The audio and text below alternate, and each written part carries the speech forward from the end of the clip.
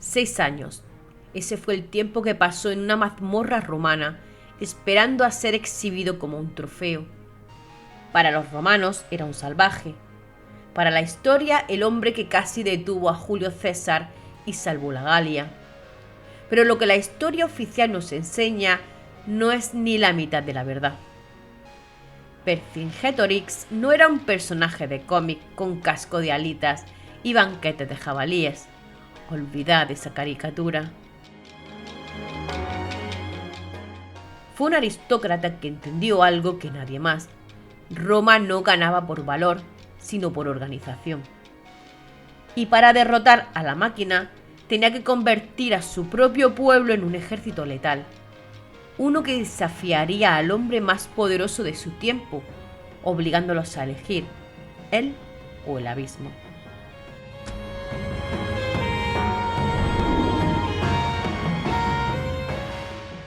Pero ¿cómo empezó todo?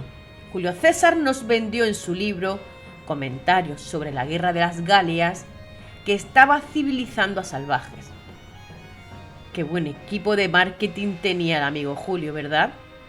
Pero la realidad era otra. La Galia era un tablero de ajedrez lleno de oro, ciudades avanzadas y guerreros de élite. Solo faltaba una pieza, el líder capaz de quemar su propia casa para que el enemigo no tuviera donde dormir. Para entender el jaque mate que estaba a punto de ocurrir, hay que mirar el caos del año 52 a.C. La Galia era un nido de víboras, tribu contra tribu, odiándose más que a los propios romanos. Y César, que era un genio del divide y vencerás, se lo estaba pasando en grande, hasta que apareció él.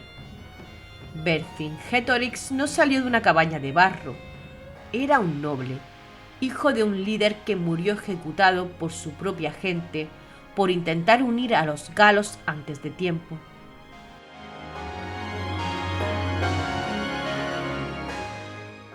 Vercingetorix aprendió la lección. Para unir a un pueblo así, no puedes pedir permiso. Tienes que dar un golpe de estado.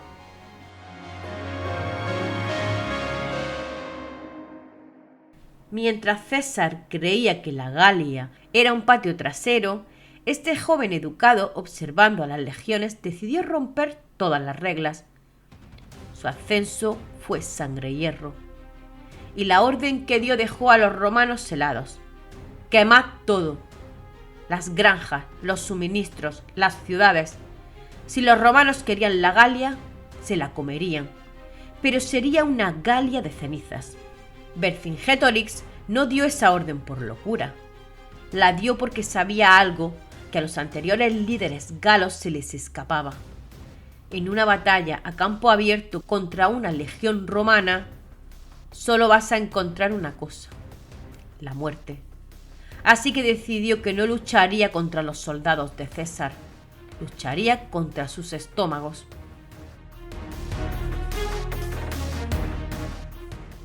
Para entender a este hombre hay que entender su frialdad. Recordad que os dije que su padre fue ejecutado por querer ser rey. Vercingetorix aprendió la lección. Para que la Galia te siga, no basta con ser valiente, tienes que ser necesario. Y sobre todo, tienes que ser implacable. César, en sus escritos, intentaba pintar a Vercingetorix como un tirano cruel con sus propios hombres. Curioso, viniendo del hombre que estaba masacrando tribus enteras por una cuestión de ego y deudas. Pero la realidad es que Vercingetorix aplicó una disciplina que los galos, acostumbrados a la gloria individual, nunca habían visto. Si fallabas, el castigo no era una bronca, era la tortura o la muerte, así de claro. Y entonces lanzó su plan maestro, la tierra quemada. Dio una orden que hoy nos parece una locura. Si está en el camino de César, quemadlo. Casas, granjas, suministros, incluso ciudades enteras. En un solo día, la tribu de los Bituriges quemó 20 de sus propias ciudades por orden suya.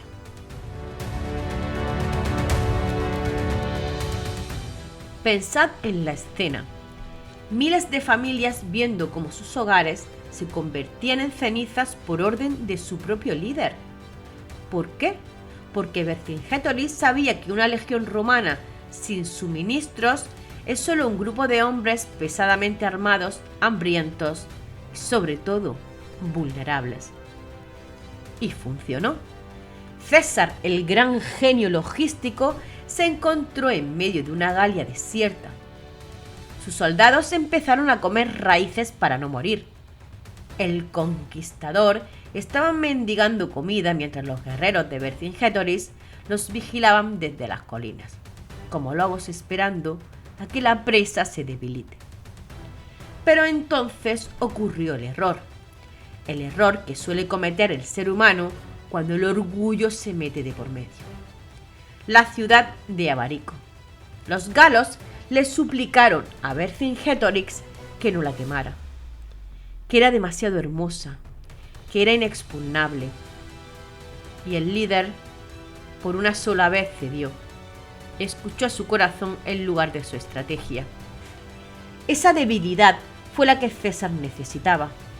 Abarico se convirtió en el cebo. César sitió la ciudad con una maquinaria de asedio que parecía sacada del futuro. Y cuando las murallas cayeron, la venganza romana fue de las que hacen que se te hiele la sangre. De las 40.000 personas que había dentro de Abarico, solo sobrevivieron 800. Vercingétorix no fue a rescatarlos. Se quedó mirando desde la distancia. Sabía que cada civil muerto en Abarico era una lección de hierro para el resto de la Galia. O hacéis lo que digo y quemáis vuestras casas, o los romanos lo harán por vosotros, con vosotros dentro. Hay una frase que a Julio César le encantaba: Veni, vidi, vinci. Llegué, vi y vencí. Queda genial en los libros de historia, ¿verdad? Pero hay una ciudad en la Galia donde esa frase se le atragantó. Una ciudad llamada Gergovia.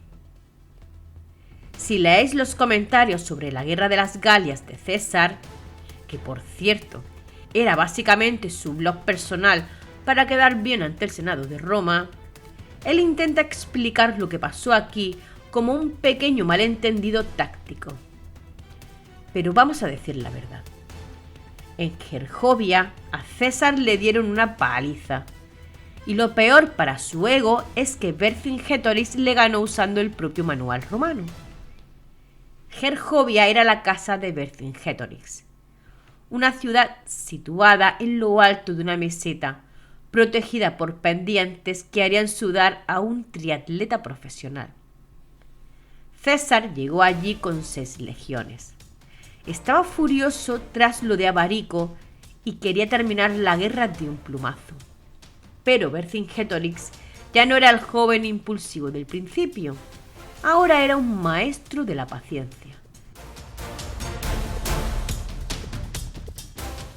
Vercingétorix no bajó a pelear, se quedó arriba, observando cómo los romanos se agotaban cavando trincheras y tratando de rodear la montaña. Sabía que el tiempo corría a su favor. Y entonces César cometió el error que un general nunca debe cometer: dejar que su arrogancia tome el mando. César ordenó un ataque sorpresa. Sus soldados, creyéndose invencibles, rompieron la formación y empezaron a trepar hacia las murallas. Querían el botín, querían la gloria, pero lo que encontraron fue una trampa de acero. Vercingétorix lanzó a su caballería y a su infantería ladera abajo. El efecto fue como una luz de nieve negra cayendo sobre los romanos. Resultado: casi 700 legionarios muertos, incluyendo a 46 centuriones. Para que os hagáis una idea, perder a 46 centuriones es como si a un ejército moderno le quitas de golpe a todos sus sargentos y capitanes veteranos. Es un desastre absoluto. ¿Y sabéis qué hizo César? En lugar de admitir que Vercingétorix le había superado tácticamente, escribió que sus soldados habían sido demasiado valientes y que por eso habían desobedecido sus órdenes. Sí, claro, Julio. La culpa fue de los soldados por ser demasiado buenos. La realidad es que tuvo que levantar el asedio y retirarse con el rabo entre las piernas. Por un momento, la Galia creyó que la libertad era posible. Vercingetorix era un héroe nacional. Pero cuidado, porque si hay algo más peligroso que un Julio César victorioso, es un Julio César humillado. Y el contraataque que estaba preparando iba a cambiar la historia de Europa para siempre.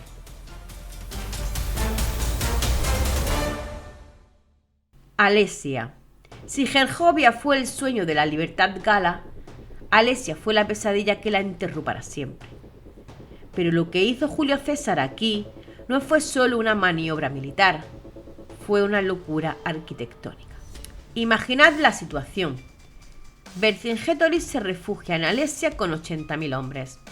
Es una fortaleza natural, sí, pero César, que ya ha aprendido la lección de Gergovia, decide que esta vez no va a trepar ninguna montaña. Esta vez va a construir una cárcel alrededor de toda una nación. Y cuando digo cárcel, no hablo de 4 vallas de madera.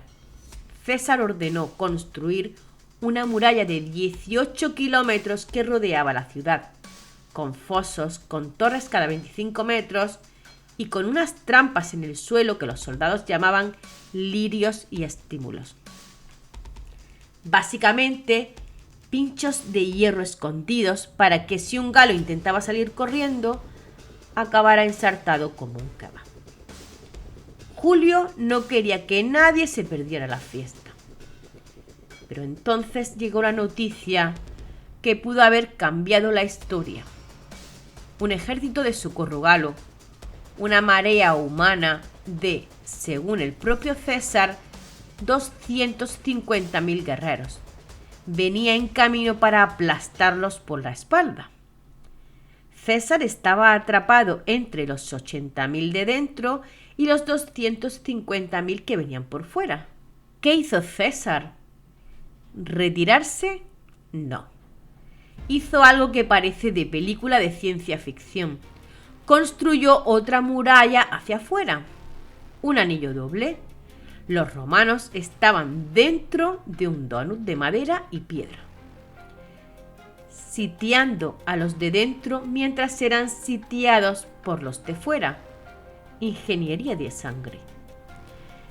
Pero dentro de Alesia el hambre empezó a hacer su trabajo. Y aquí vemos la cara más amarga de esta historia. Con las reservas agotándose, Vercingetorix tomó una decisión que la historia todavía discute. Expulsó de la ciudad a las bocas inútiles, ancianos, mujeres y niños. Pensó que César, por pura humanidad, les dejaría pasar. Pero César sabía que la compasión es un lujo que no podía permitirse. No les dejó pasar. Se quedaron en la tierra de nadie, entre las 2 murallas, muriendo de hambre a la vista de sus maridos, hijos y padres, que los miraban desde las almenas sin poder hacer nada por ellos.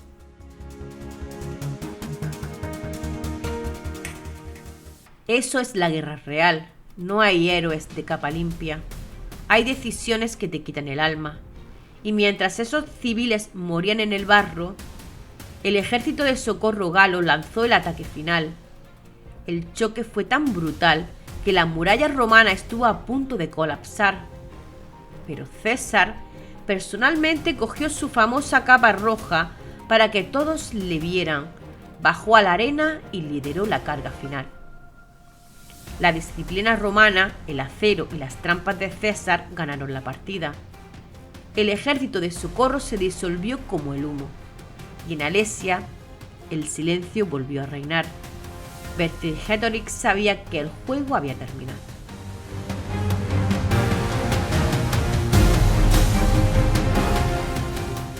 Hay una imagen que todos tenemos en la cabeza.